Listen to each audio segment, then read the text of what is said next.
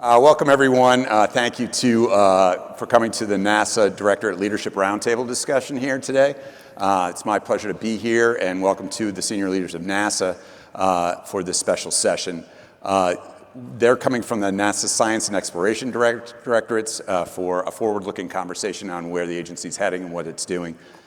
They have major missions underway right now, more on the horizon, and there's a lot of things that are in flux now with new priorities for the agency.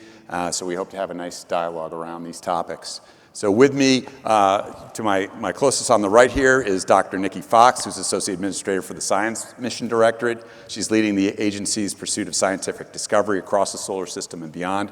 And to her right is Amit Kshatriya, who's Deputy Associate Administrator for the Moon to Mars program within the Exploration Systems Development Mission Director. He's helping to shape the efforts to return to the moon and go on to Mars, and joined us down for the AscendX conference in Texas recently, which was fantastic. So our discussion today is going to explore some of the key mission milestones and priorities for the agency, how NASA is driving cross-cutting innovation and working on international partnerships, and opportunities for partners to support and benefit from the agency's missions. So let's kick things off. We know that it's a dynamic time right now for the agency with the budget process. We have the skinny budget, we've got things happening in Congress. Some things are still kind of up in the air, I think, on that, but what can you tell us about where the budget is leading us for NASA's future? Yeah, thanks for the question. So obviously everything that we know is published. That came out in the President's Budget Technical Supplement that was published on May 30th, and so there's a lot of detail in that about the administration priorities. And obviously we are very proud to be a member of the executive branch at NASA, and so as an agency, we're excited to support the agency priorities and move forward with those. It's a great opportunity to sort of focus on the work that we want to do moving forward.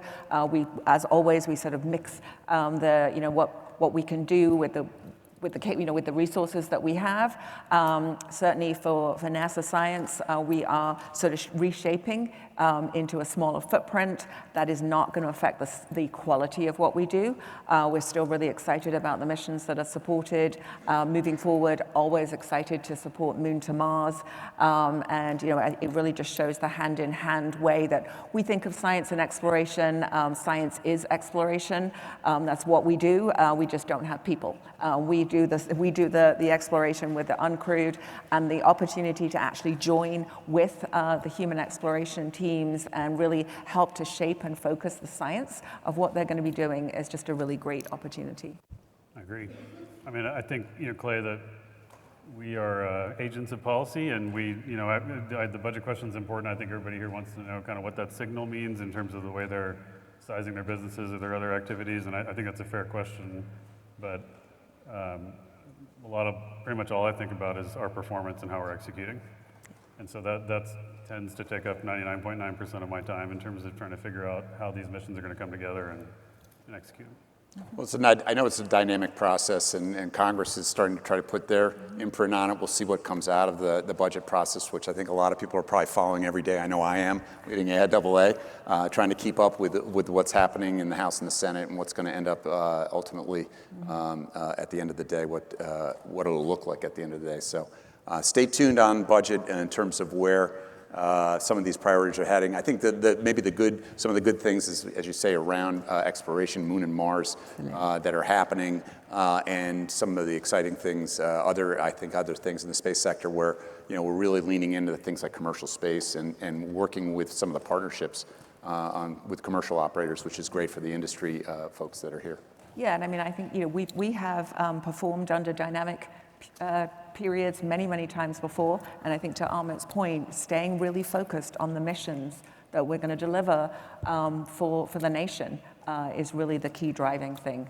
Yeah, well, every 4 to 8 years we get some new leadership, and they I know from the perspective of Moon, Mars, and what's the priority, and where are we going next, and how many years is that achievable? It's always a question with the new administration coming in. Where do they want to go, and it can shift the priorities. We'll do great science wherever we go. Exactly. Just give us a ride. That's the point. We'll do great science. That's the point, right. So looking ahead, what are the guiding principles that you use for shaping your long-term planning when you think about the importance of advancing science and exploration? How does that work?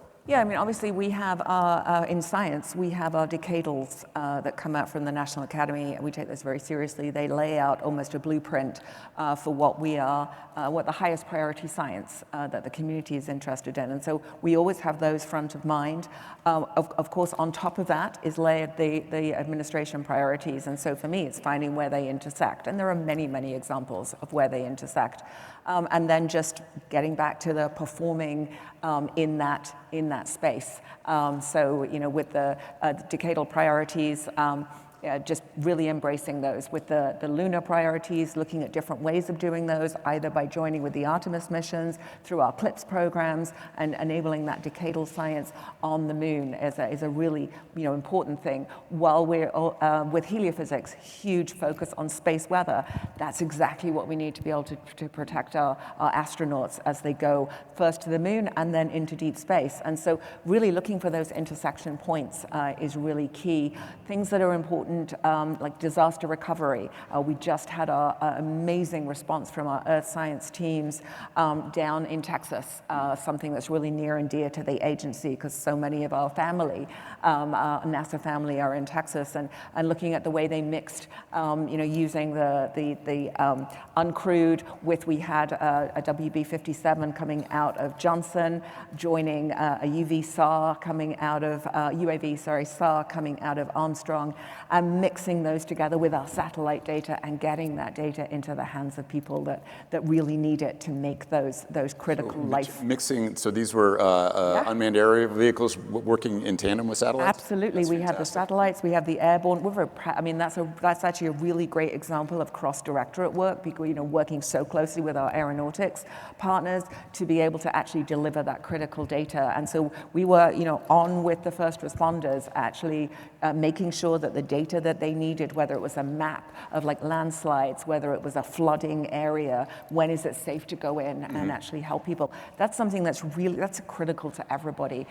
Planetary defense, we've got Neo Surveyor coming up. We're excited about that. But just recently we had a YR4, 2024 YR4 asteroid that was, starting to grow its percentage chance of hitting the Earth. Now it's sort of got a percentage chance of hitting the moon.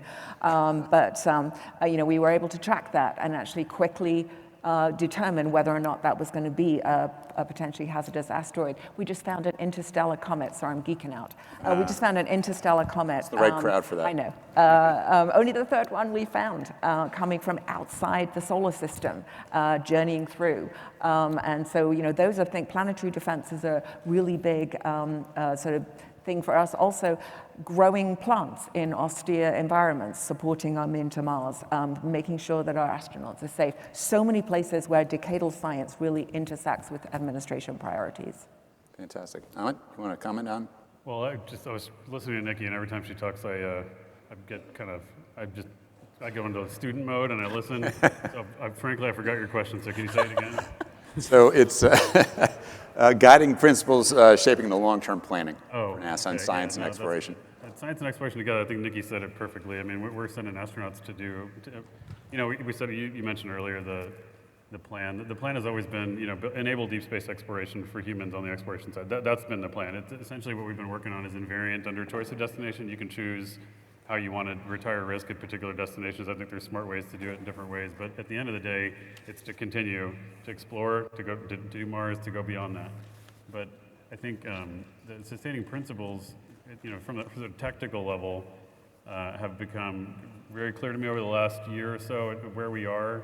We started with the hybrid architecture as far as the way we're going to start with lunar exploration, making sure that works the right way, and synthesizing the way that the 6 or 7 disparate major systems that we've acquired over the last 20 years, putting that together in an architecture that really closes in the right way, and recognizing where those risks are. I mean, the fundamental principle that dominates my thinking all the time is how do we find that risk, and where do we retire? We have significant, we have decided deliberately to take on very large development risks in our systems, because those are the right things for the government to do, to try and to get those things off the ground so we can socialize that risk for everybody else and then proceed. But also, we have significant production risks across our existing capabilities, which need to be retired. And I think those of you in the room that are building hardware will know what I'm talking about. The capacity that we have is limited and needs to keep growing, and focusing our efforts not just on achieving the closure of the architecture, but also identifying what parts of our acquisitions and what parts of our production are wasteful, and where value actually is, has been a monumental test for us to kind of revisit those assumptions that we made at the beginning of some of these acquisitions. I mean, we size these acquisitions for very specific rates and quantities, and we don't have that yet. We really need to get there, and in the process by which we've discovered the reasons why we can't get there, we have found issues that cross not just space, but across all of government investment. I mean, every place I go, which tends to be more, kind of second and third tier factories and providers, because that's where the work is getting done. Again, when you think about it from the standpoint of waste and value in investment, how those dollars flow down, you see immediately the connection between our investments and energy and in defense and in nuclear and different areas where they have the same problems that we have. And I think what's great about what our collaboration enables in terms of having a kind of whole of agency approach to taking the people's resources and investing it in space, it actually can be more generalizable in terms of the investments we're making to resurrect and reindustrialize capacity in different areas, and how that can extend to other industries. Because this is not just a space problem. This is Sure. It's a problem across the West, I would say, in terms of our ability to build things quickly and effectively. So that to me has been a big dominating my thinking for the last year or so, as I've witnessed how we've been able to perform.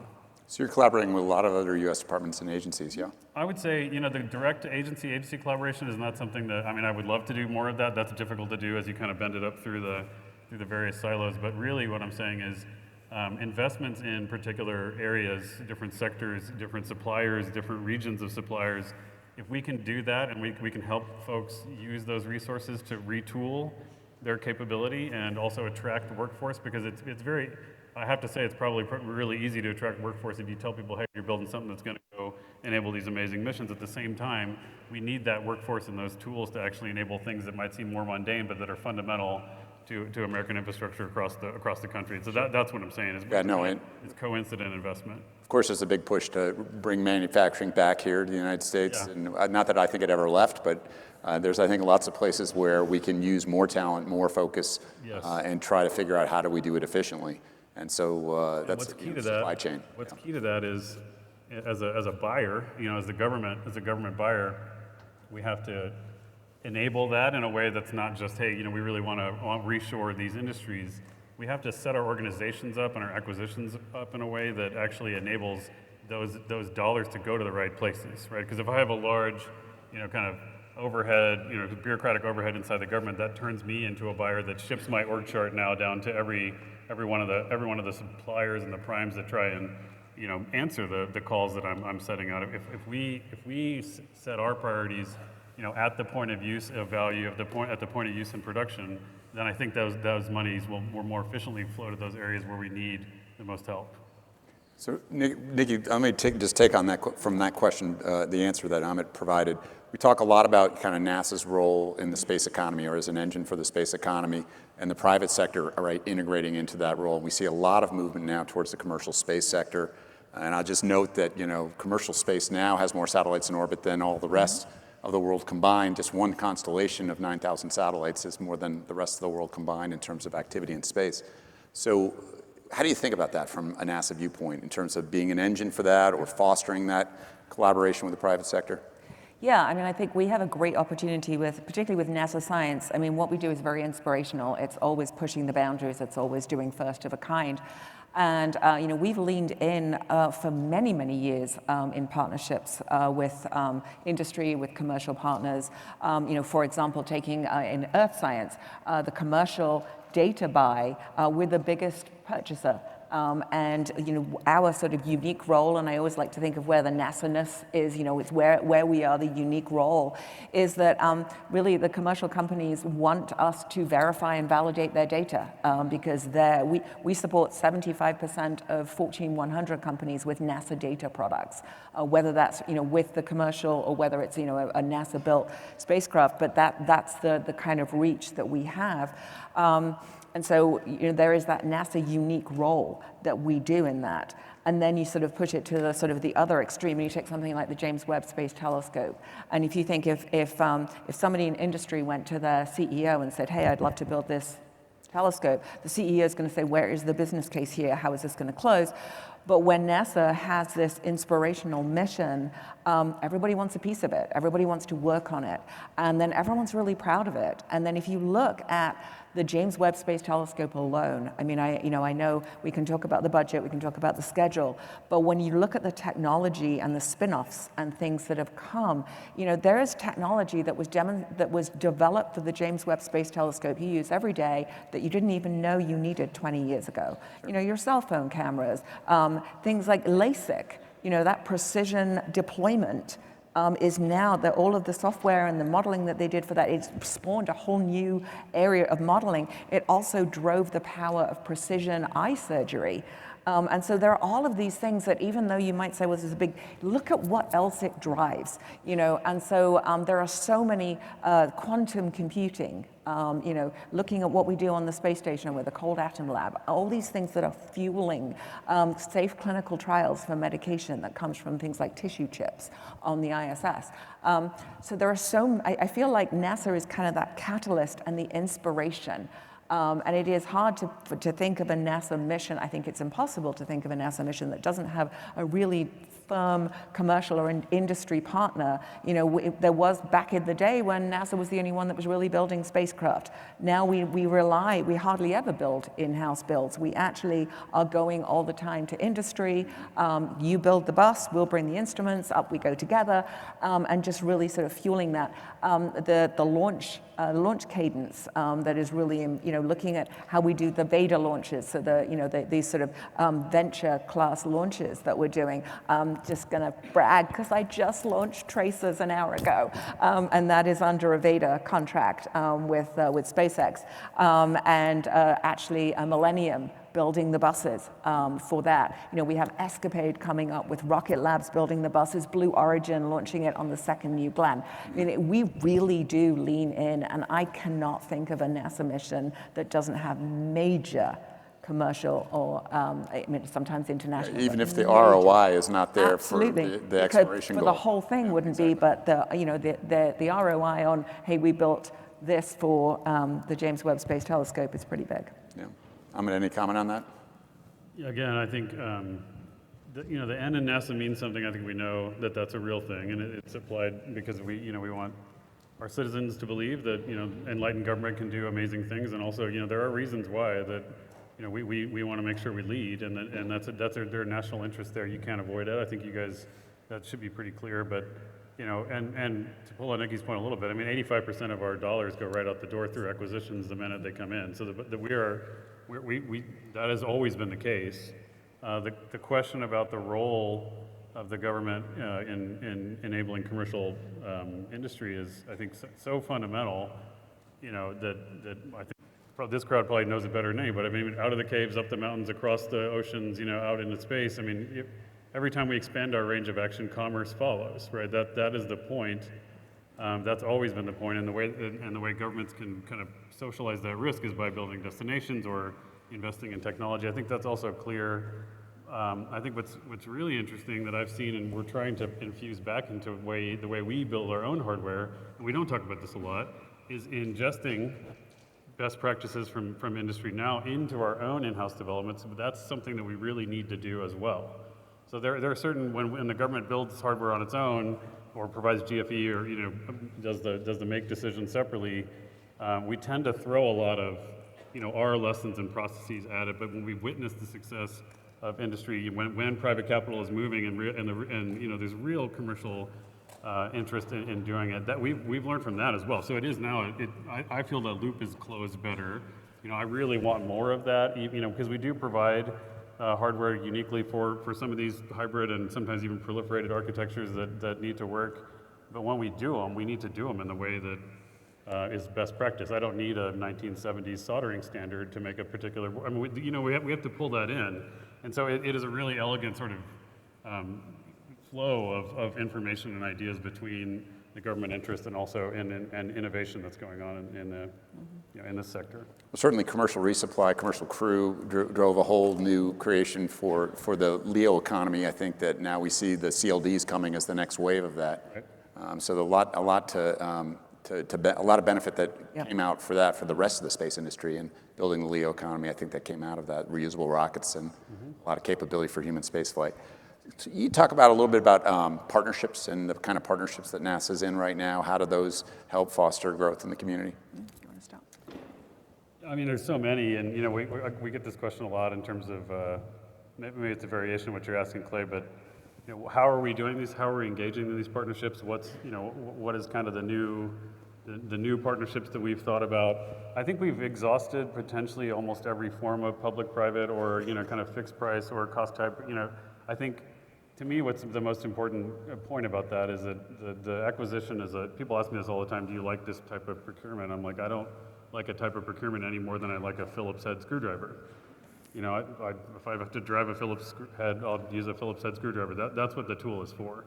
And so there are certain cases where if the capacity is an industry and it's already there, we would style it in that particular way. If it is largely government driven, the partnership needs to be at the government to government level. But I think we have been fairly progressive. The agency has been fairly progressive, even amongst our peers in the federal government, at experimenting and expanding the envelope of what we can do with those types of procurements and partnerships. If that is the intent of what you're asking, I think it's fascinating though that we tend to get caught up in discussions of kind of fashion and style in terms of where are we going in terms of how we're going to buy things. Each make, manage, buy decision is tailored, it's unique, it requires a lot of thought, it requires a lot of interaction and understanding and interaction with the providers that can bring it. And we have to, I don't think we've gotten it right every time, but I do think we're very intentional about how we scope those. Whether it's FAR, commercial space. Yeah, I mean, each one's different and there's no one size fits all answer. Well, I would expect you to be a Phillips head, not a flat screwdriver, flat earth kind of guy. So I would be expected. So. Yeah. She checked on the flat earth thing. Yeah. So I'm maybe answer the question a bit differently. I mean, for me, my goal is always to get more science into space. And what I want to do is to start to do that quicker. And so, I think by really leaning into our industry and our commercial partners to enable that, the CLIPS program, Commercial Lunar Payload Services, is a great example of that. And we're very proud of that. And we've had some hiccups, but it is, it's a really great program and it's really working well now. And we are, looking at two solicitations, at least 2 landings every year moving forward now. And just really now, I'm proud of our CLIPS providers. They are doing, they never built landers before, never built up, and that now, they're launching landers. And just all I have to worry about now is the payloads. I'm starting to get to the point where we just are thinking about, okay, what payloads are we going to do? What are we going to send to different places in the moon? How can we cover? How can we do as much science as possible? I mentioned Veda as a really new way of doing launches without going through all of the traditional NLS contract mechanisms, but high risk, high reward, like high risk missions, lower cost, and putting those sometimes on the first attempts of these launch vehicles. And just noted, traces just went up beautifully a couple of hours ago. We saw with Firefly, they nailed the landing with Blue Ghost, and now they're doing an IPO, right? Absolutely, yeah. So it's exciting to see these growths where, again, we've been maybe the catalyst for this, and then I want to be moving more and more back and just saying, let me know when to deliver it and where to deliver it, and and even looking sort of through space weather at what we can do with some of the commercial data providers with data buys. What could we put on some of these proliferated constellations? Simple instruments. I don't need bespoke, this is like the best widget ever. I sound like Jim Free, but it's my specialized widget on something. I can just do this with a simple, almost a dirty sensor, because I've got so many of them, and you can subtract all of the errors out. And so, like, how do we embrace this to get more science into space quicker, and how can the commercial partners really help us? Last year, we put out a call for like commercial Mars. So it's based on CLIPS. We put out an RFI. We got great responses to that, and we're really, really happy to see that supported like front and center in the president's budget request, commercial Mars. And so how can we now leverage everything we learned for CLIPS and put it into CMIPS that does not roll off the tongue like CLIPS? But how do we, how can we do that to enable CMIPS, Commercial Mars Payload Services? All right, CMIPS. No, That's the new CMIPS. one. All right. Yeah, somebody called it Compass the other day, and I was like, that's a stretch. But CMIPS is the Mars version of CLIPS, and I'm really super excited about that. That came from NASA Science as a hey, what if? And so how do we take what we learned from CLIPS, put that into the commercial Mars, and then get more science into space, around Mars, on Mars, to move forward? How about Artemis? Where are we now with the Artemis Accords, and how about the momentum around We have a signing this week, tomorrow, today.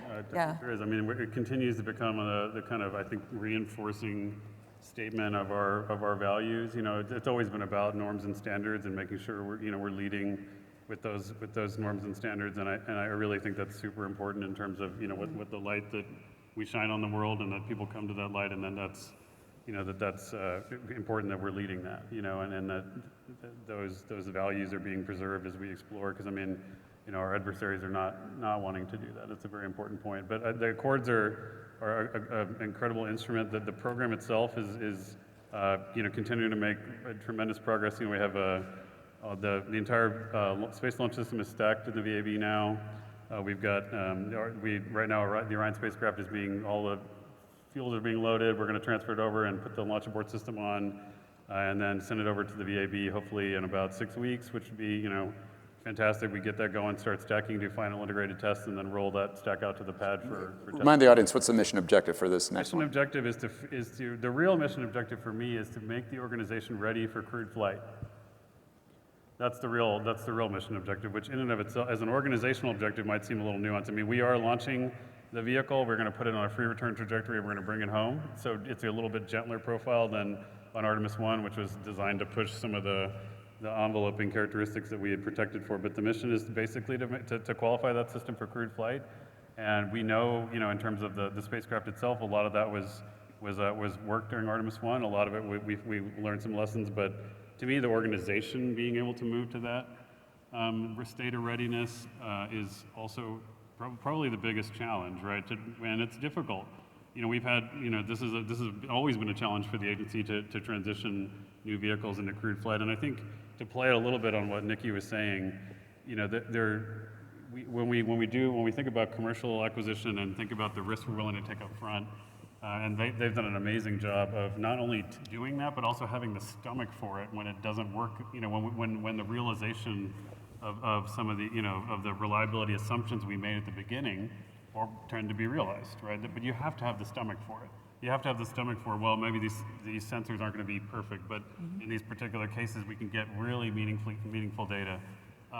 There is a kind of dual to that argument, which is you also have to make sure that you have the stomach for what it takes to make sure that you have that first-time reliability when you're dealing with those crewed missions. And so the agency has to have both of those thought processes in mind and be able to freely kind of maneuver along that spectrum in terms of how we're executing these missions to get these things done. So it's really important, though, because that you can commit to the strategy that allows you to take more risk up front, but then NASA classically has always been, it's got to work, it's got to work, it's got to work, and that those impulses return, right? And then conversely, we because of the shift more towards the commercial model as industry's gotten better, you can also feel it come the other way. Well, we can, it's okay, we can go, we take a little bit of risk here, and there's certain lines we have to maintain and remember that are mandatory for a mission of this sort of magnitude.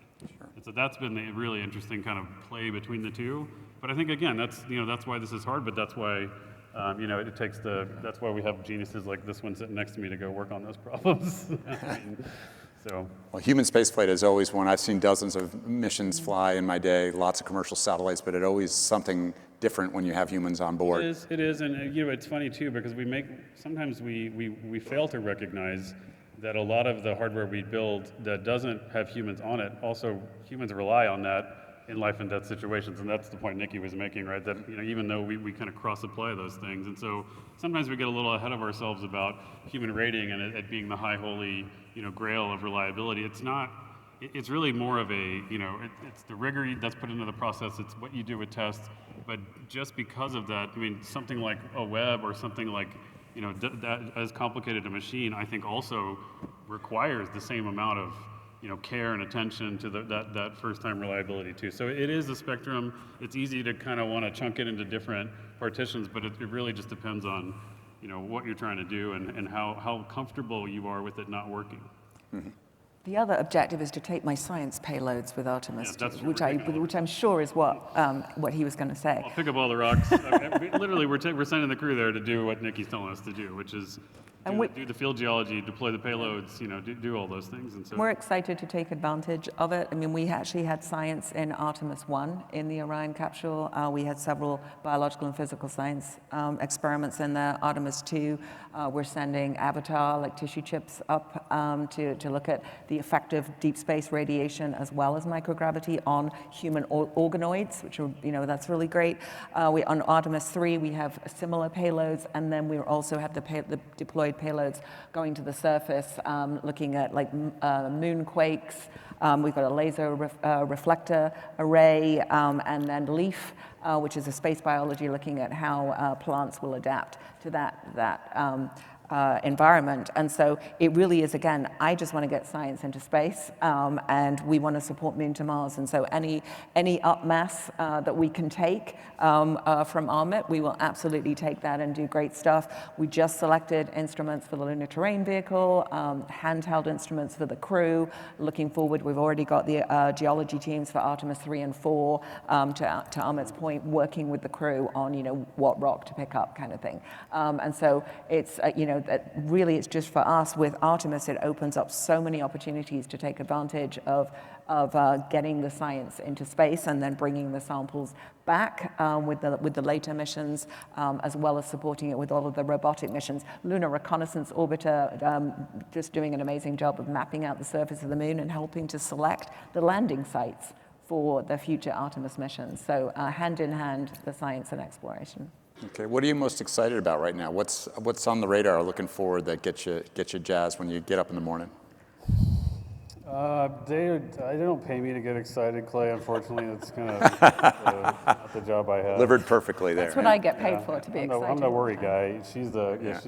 To be fair, it's impossible to state how magnificent this mission will be that's coming for the nation. What it's going to do when people see it. We're going to birth scientists and engineers and artists into the world when we go fly, and that always excites me the most. Because I see it in kids' faces, I'm giving you, that a workforce for the future that believes that when we collaborate in the way we have, that we can do amazing things and that they can solve problems. That excites me the most. When I sleep and then I wake up, I'm always thinking about the crew, and I'm thinking about making sure we're missing something. I'm always wondering, what did we not think of? That's kind of the process, that. The failure of imagination that caused problems in the past with some of these missions that we have to really get focused on. And what's interesting is that doesn't come from more review. It doesn't come from more assessment. It comes from removing the barriers between how the machine is being built and what it's saying to us when we're testing it and how we're executing it. There is a lot of risk in the system that comes from the fact that we want to remind other people what the risks are. Right, that tends to be a big issue. And again, you asked me what I'm excited about. I'm not excited about knowing that fact. I am excited that we are now, I think, with the direction we've been given, to really think hard about that. Think hard about how do you remove what would be work that is useful but not value added, because sometimes that work can hide those problems. And I really want to get to that point. And I'm excited to take advantage of the opportunity to figure out more efficient ways to lead this organization, more efficient ways to close the architecture, to get us, talent that comes in that understands these concepts and then can help us increase our rate of production, but also our reliability and our likelihood of success. Adding more things to the problem doesn't necessarily make it better. Adding more,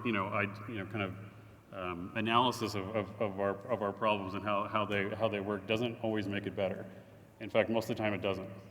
And what I'm excited about is being able to transform the organization into one that's flatter, more agile, and is more responsive to those needs, and allowing the organizations in the field to kind of just really focus on the production. All right. Nikki, are you excited? I'm always excited. Oh, there you go. I wake up excited. There's so much great stuff going on. So I have 5 science divisions, so I'm going to give you a highlight from each one because I love all my children equally. Okay. But for Earth Science, we have NISA launching next week in India. It's our first big partnership between NASA and ISRO. It is going to revolutionize the way we look at our planet. It is a huge synthetic aperture radar, a huge blooming dish that is about the size of a tennis court. I think that will just give us unprecedented ability to look through foliage, through coverage, through clouds, to actually really look at how land is moving. It will detect tiny little land quakes, things that are like precursors to earthquakes and huge natural disasters, and maybe be able to actually allow us to find the signatures that can give a warning that could actually save people's lives. And I think the excitement of what we do in Earth Science is we are providing data to the nation that literally saves lives. I mean, partnerships with Aero, I already mentioned the partnerships with the Texas recovery, but looking at wildfires and the way that now, we provide the data in where the perimeter of the wildfire is. The Aero uses drones to take the first responders' equipment in, so it's there when the first responders get there to actually do what they need. This is the cover of Aerospace America this month. I mean, just we fantastic. did this exact topic, yeah. Yeah, Helio. We've had many launches, so looking forward to getting the data back from some of those launches. Again, all of them small, low cost, higher risk partnerships that we put forward. We have IMAP launching later this year that will actually change the way we look at the very edge of our solar system. So with Helio, we look at everything from the center of the sun to beyond the edge of the solar system. And that's going to, again, give us just different idea of how our place in space, like how our solar system is protected as it orbits around the Milky Way from the vagaries of interstellar space. And all the other missions that Helio has launching this year. In astrophysics, I could not be more proud of the incredible team that is putting together the Nancy Grace Roman telescope. This is a $3.4 billion telescope. It is, again, going to change the way we look at our universe. So it has a field of view more than 100 times that of Hubble. And so just imagine what that's going to let us look at. It's going to look at dark energy and dark matter, 2 of the biggest mysteries in how the universe formed, how the universe works. And it's also going to carry a tech demo of a stellar coronagraph. And so, as you're used to seeing a solar coronagraph, it's going to block out the light of a distant star so you can actually resolve a planet that is orbiting around that star and actually look at the atmosphere around that planet as we begin to look for, are we alone in the universe, habitable planets elsewhere. And then, the continuing with the sort of the search for life with our Dragonfly mission. And if there is anyone in this room that is not excited by Dragonfly, then come see me afterwards and I will give you a 3-hour lecture on Dragonfly, because Dragonfly is an octocopter that is going to fly over Titan. So it's going to go all the way out to Titan. Titan is a tantalizing location for us in the solar system because it is like pre-Earth before life. And there are, valleys, and there are sort of rivers of methane. It has a methane cycle, and there are sort of valleys and mountains. And imagine we're going to fly over it with this octocopter, and it's going to actually look at Titan is a really interesting place. It has, I told you I could go on for 3 hours.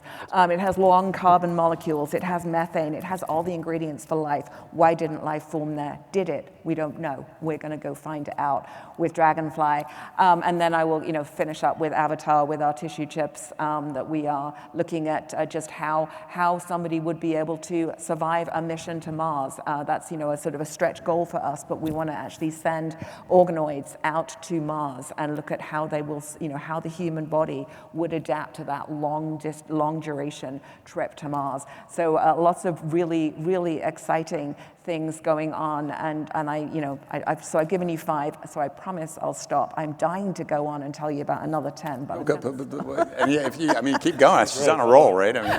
Europa Clipper that launched last year. Just done a beautiful flyby, really close flyby of Mars. It's coming back. It'll do an Earth flyby, and then it'll head out to the Jupiter system, arriving there in 2030.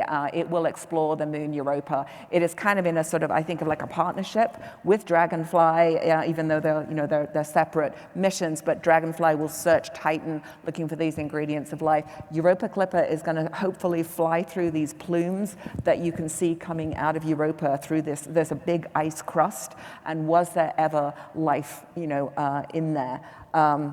Really, really fascinating missions. The next sort of stretch goal for astrophysics is Habitable Worlds Observatory, and I know many of you are coming to DC next week for a big workshop on habitable worlds, but that's a stretch technology goal. And if you actually want to really search for Earth 2.0, you need things like an ultra-stable platform that really just doesn't exist right now. And so these are going to be things, these astrophysics in particular drives technology because it is so freaking hard to do.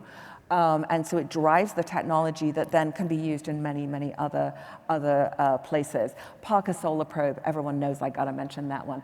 Just done its a final 24th close approach. If you've seen the videos of the data that we took at the closest approach, the detail, that to me, it's like imagining Dragonfly sort of, swooping across Titan. We are flying through an atmosphere of a freaking star, guys. That is unbelievable. And we've done it 24 times, and that baby has performed perfectly, and I'm very proud of that baby. But just the idea that we can now, you've kind of thought what a star looks like, you've thought how a star works, and now we're literally, Parker Solar Probe is allowing us to sort of almost see it. You can see what that atmosphere of that star is like. Amazing stuff. I always joke with my staff that we're here in Vegas in the summer, so we're clearly sponsored by the Parker Solar Probe.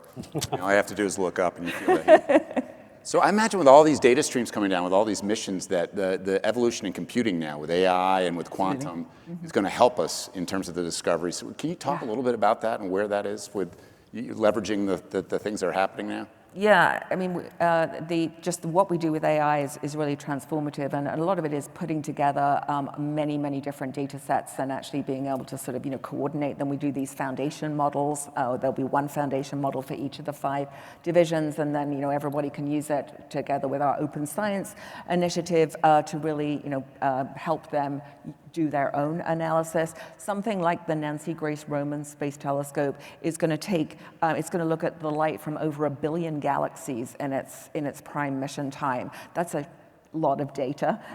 Put that together. You really want to use AI to kind of look for signatures, so you know where to point James Webb to take further data.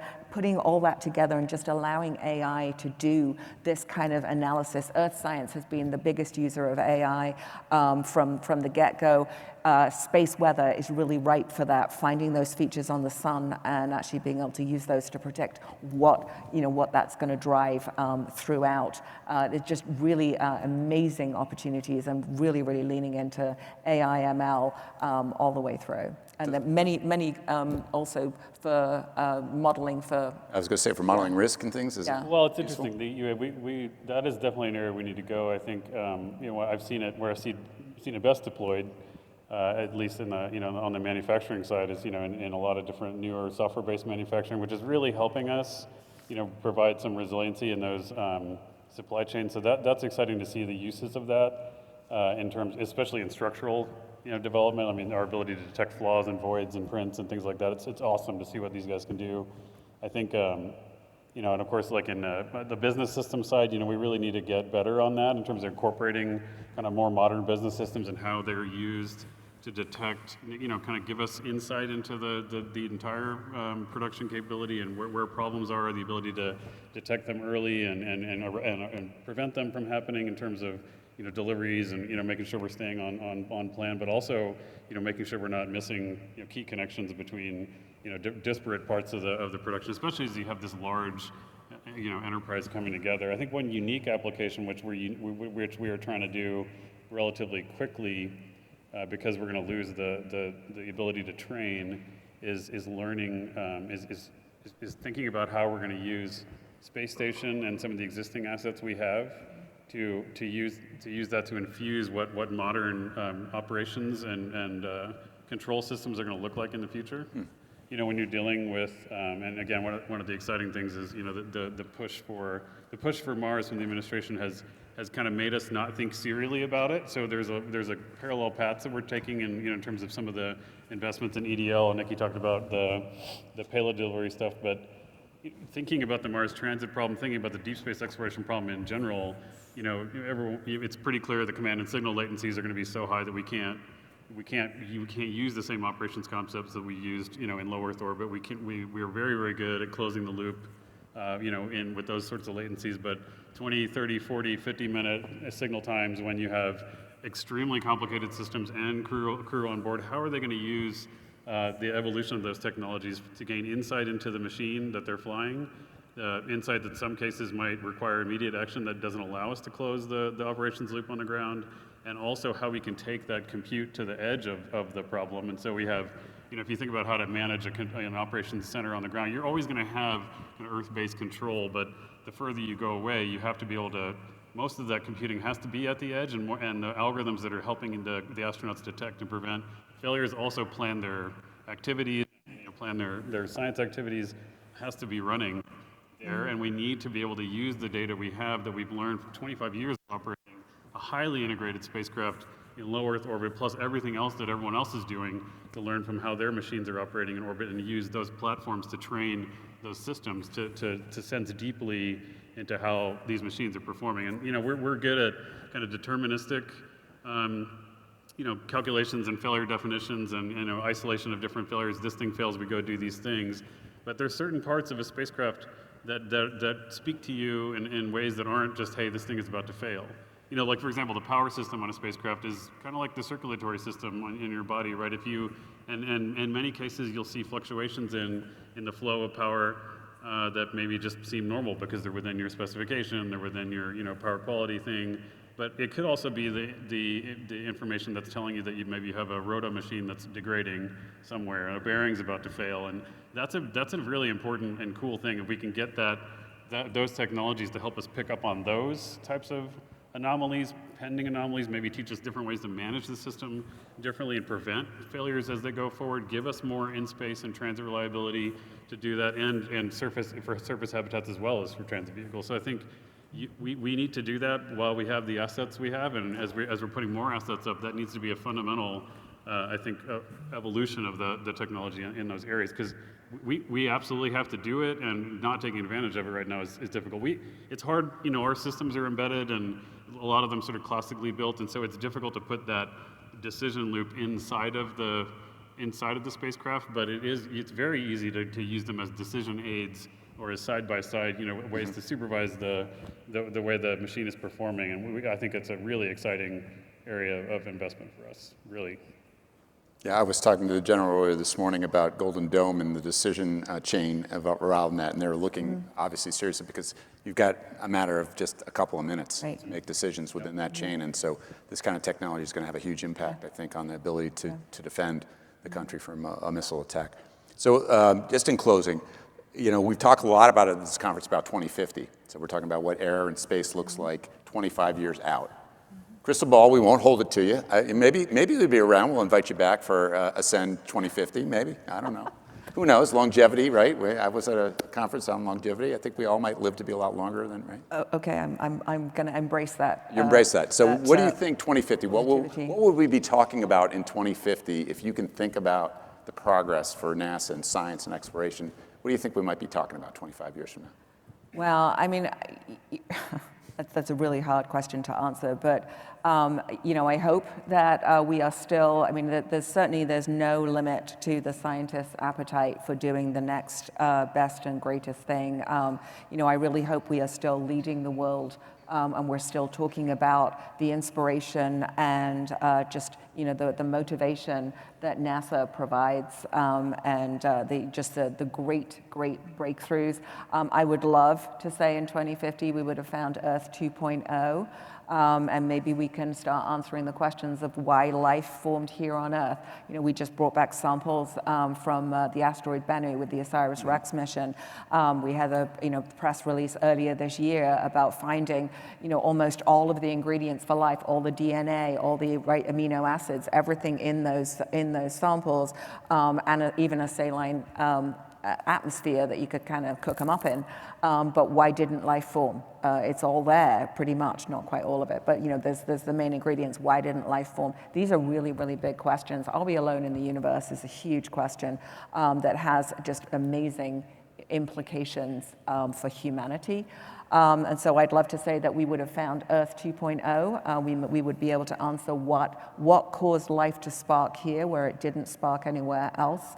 I'd love to be regularly saying, hey, I can look at an image of the sun and tell you exactly what the space weather conditions are going to be like in 3 days. I'd love to see us just really leaning in and really understanding our planet and still providing all of the cutting edge technology and measurements that we need to protect our planet. But I'd like to see NASA doing all of the next generation, because we've transitioned all the stuff that we do now into the commercial sector. So NASA continues to push the boundaries, do the cutting edge, do the first of the kind, and bring all of our commercial partners along with us. So that's what I'd like to see us doing in 2050. That's not the same as we're doing now. Mm-hmm. It's the next generation, maybe 2-3 generations down of what we're doing now. I mean, we had the downlink from the ISS. Will we be doing the downlink from our colony on Mars? Well, that's exactly right. I mean, I think that 25 years ago, first human habitation of ISS, right? And then you said it earlier. What did that lead to? It led to the economy we have now. It led to assured access to LEO and all these other things, and that's because, again, NASA led the way, and we built a destination. And with what we're doing with this program is to go do the same thing, build those destinations, again, take the risks where it's difficult, and then let industry come behind us. And then I want a thriving lunar economy. I want assured access to all cislunar space. I want to be able to maneuver and do things in those orbits the way we want to, and continue to go past that. We at that point we'll have our Mars missions established. We'll have outposts that are getting there. Then how that capability would spread. But the idea then at that point is, again, the destination will not become important. I want her to tell me, go to this Jovian moon and go get this thing for me, or go to this asteroid and go get this thing for me. We need people to go do it. That's what I think we're going to get. And if you follow just linearly the progression over 25 years, I think you're going to get there. Ideally, that's accelerated because of all the additional capability and how industry is bringing more of that to bear. That's fantastic. Well, thank you for the excitement. Thank you for the practicality. Please join me in thanking our panelists. That was a great discussion. Thank you so much. Thank you very much.